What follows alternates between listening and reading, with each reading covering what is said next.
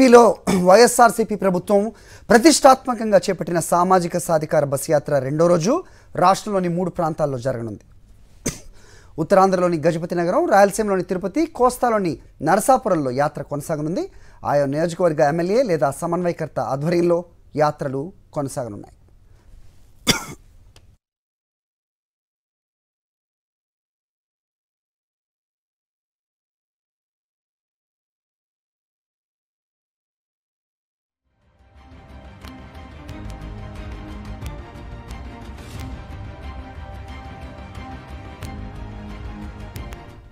యాత్రకు సంబంధించి మరిన్ని అప్డేట్స్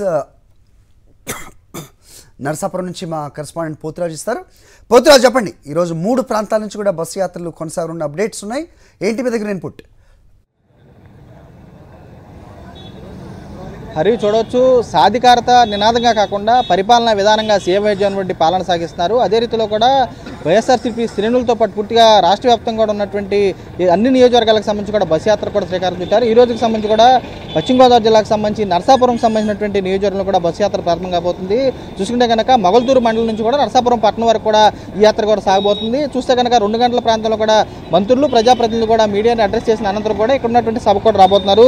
దీనికి సంబంధించి మోస్ట్ బ్యాక్వర్డ్ క్లాస్ సంబంధించినటువంటి కార్పొరేషన్ చైర్మన్ ఉన్నారు. సార్, చెప్పండి, ఏ విధంగా ఫీల్ అవుతున్నారు? సామాజిక సాధికారతకి సీఎం జగన్మోహన్ సరైన నిర్వచనం ఇచ్చారా? పరిపాలన ఎలా ఉంది అసలు?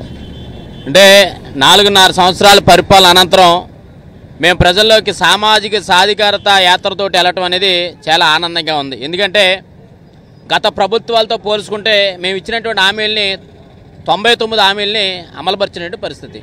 ఇవాళ ఎస్సీ, ఎస్టీ, బీసీ, మైనార్టీ వర్గాలందరికీ కూడా గ్రామ స్థాయి నుంచి రాష్ట్ర స్థాయి దాకా అనేక రకాల పదవులు కానివ్వండి, లేకపోతే వారికి ఆర్థిక విధంగా కానివ్వండి, లేకపోతే విద్యాపరమైనటువంటి అభివృద్ధి కానివ్వండి, అనేక రకాలుగా ఇవాళ సామాజికంగా వారందరినీ కూడా ఆదుకునేటువంటి పరిస్థితి గౌరవ ముఖ్యమంత్రి జగన్మోహన్ రెడ్డి గారికి దక్కింది.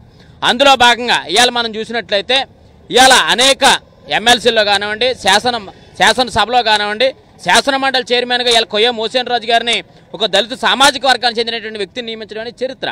అంతేకాకుండా ఇవాళ ఏదైతే శాసనసభాపతిగా ఒక బీసీ సామాజిక వర్గానికి చెందినటువంటి సీతారామ గారిని కానీ, అదేవిధంగా అనేక మందికి ఇవాళ అవకాశాలు కల్పించినటువంటి వ్యక్తి గౌరవ ముఖ్యమంత్రి జగన్మోహన్ రెడ్డి గారు కార్పొరేషన్లో కానివ్వండి. అంతేకాకుండా ఈరోజు చూస్తే ఇవాళ అమ్మఒడి కానీ, చెయ్యూత కానీ, బడుగు బలహీన వర్గాలు, పేద వర్గాలు నిజంగా గత ప్రభుత్వాల్లో ఎక్కడైనా పిల్లల్ని చదివించాలి అంటే చాలా ఇబ్బంది పడే పరిస్థితి. కానీ ఇవాళ గౌరవ ముఖ్యమంత్రి జగన్మోహన్ రెడ్డి గారు తీసుకున్నటువంటి గొప్ప చారిత్రాత్మకమైనటువంటి కార్యక్రమం ఇవాళ ఏదైతే అమ్మఒడి అనే కార్యక్రమం కానీ, నాడు నేడు ఇవాళ ప్రభుత్వ పాఠశాలలు అనేది చూస్తే ఓ పక్కన శిథిలావస్థకు వచ్చినటువంటి పరిస్థితి ఉండేది గతంలో.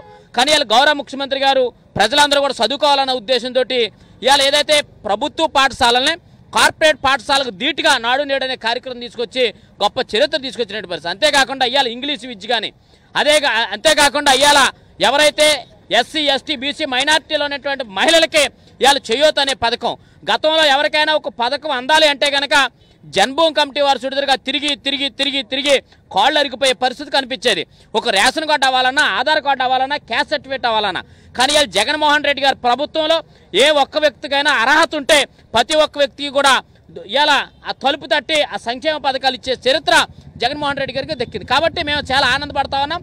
ప్రతి ప్రాంతం వెళ్ళి అమ్మ మీకు ఏమేమి పథకాలు వచ్చినాయంటే వాళ్ళు చెప్తా ఉన్నారు, అయ్యా మాకు చేయూత వచ్చింది, లేకపోతే అమ్మఒడి వచ్చింది, మాకు ఉండటానికి ఇల్లు అనేటువంటి పేదలకు మాకు పక్కా ఇల్లు కట్టుకోవడానికి స్థలం ఇచ్చారు, జగనన్న కాలనీలు ఇచ్చారు, వాళ్ళకి కట్టుకోవడానికి లోన్లు ఇస్తా ఉన్నారు.